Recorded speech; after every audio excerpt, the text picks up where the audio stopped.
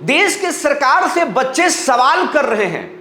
Education minister Dharmendra Pradhan के इस्तीफा मांग रहे हैं, एनडीए पर कार्रवाई की बात कर रहे हैं और ये आंदोलन धीरे धीरे बढ़ता जा रहा है।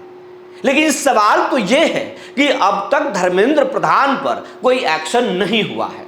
हाँ, एक बात जरूर है कि प्रधानमंत्री जी ने एक भरोसा दिया है देश को, देश के बच्चों को, कि अब इस मामले में फास्ट ट्रैक कोर्ट बनाया जाएगा, दोषियों को किसी भी सूरत में बख्शा नहीं जाएगा और जल्द से जल्द कार्रवाई होगी।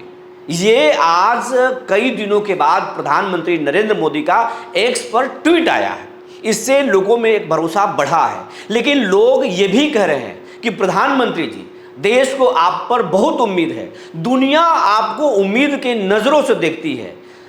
आपके फैसलों को अगर याद किया जाए तो ऐतिहासिक रहे हैं, चाहे वो रातों रात जीएसटी बिल को पास करना हो या फिर रातों रात नोटबंदी देश में लागू करने की बात हुआ। धारा 370 को भी यूं खत्म कर दिया गया जिसे कोई भी लोग सहज विश्वास नहीं कर रहा था। आपके फैसले जो है ऐतिहासिक रहे हैं। लेकिन अब देश एक बार फिर आपसे मांग कर रहा है, बच्चों का जो ये आंदोलन हो रहा है, उस आंदोलन में जो उनकी मांग है, उचित मांग है, वो मांग पर जरूर विचार किया जाए।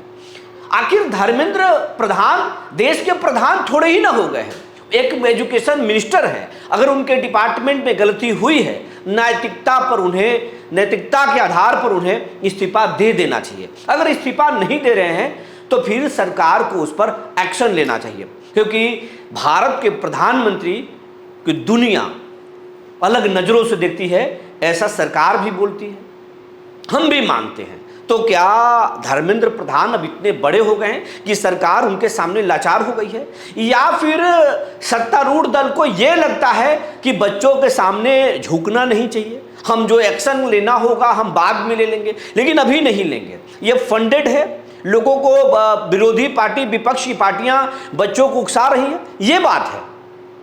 हो सकता है कि ये बात हो, लेकिन जो बच्चे हैं वो बच्चों का जेन्युइन मांग है। वो नीट पेपर जो लीक हुआ है उसकी बात कर रहे हैं। आखिर ये पेपर लीक हो कैसे रहा है, कौन कर रहा है? कार्रवाई तो जरूर होगी। प्रधानमंत्री के ट्वीट के बाद से लोगों में भरोसा बढ़ा है, लेकिन आखिर ये पेपर लीक होते ही क्यों है, सवाल ये भी लोग कर रहे हैं, सीधा सवाल कर रहे हैं। तो धर्मेंद्र प्रधान की ये कुर्सी कोई पुश्तैनी थोड़ी ना है कि वो उस पर बने रहेंगे। इस पर एक्शन लेना चाहिए, देश के बच्चों का मांग है। हम एक व्यक्ति के लिए, एक मंत्री के लिए इस तरह के आंदोलन में देश को नहीं झोंक सकते। दूसरी बात, बच्चों से भी ये कहना है कि आंदोलन को जिस तरीके से हिंसा का रूप आप दे रहे हैं, ये कतई सही नहीं है। ये गांधी का देश है, गांधी कभी हिंसा को बर्दाश्त नहीं किए, कभी हिंसा को उन्होंने सराहा नहीं। वो बोलते थे अहिंसा परमो धर्म। तो आप क्या कर रहे हैं? मांग का मतलब आप लाठी चलाएंगे, उन मासूम या उन पत्रकारों पर आप लाठी चलाएंगे जो पत्रकार आपकी बात कर रहे हैं।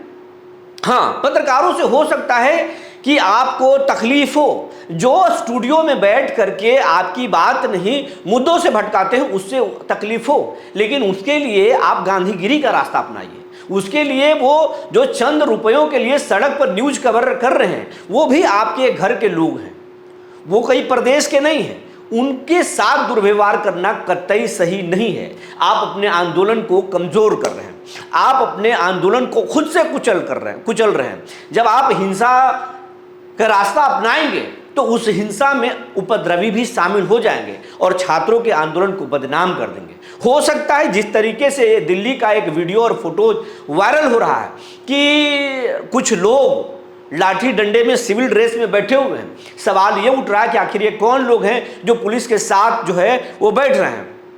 लेकिन आप हिंसा के रास्ता मत अपनाइए। पत्रकारों को क्यों टारगेट कर रहे हैं? आपकी बात कर रहे हैं। अगर आप उनसे नाराज हैं, उनकी खबरों को देखना बंद कर दीजिए, मत देखिए। जिस अखबार से आपको चिढ़ है मत पढ़िए, लेकिन आप हिंसा की रास्ता कतई मत अपनाइए, क्योंकि वो भी आपके लोग हैं।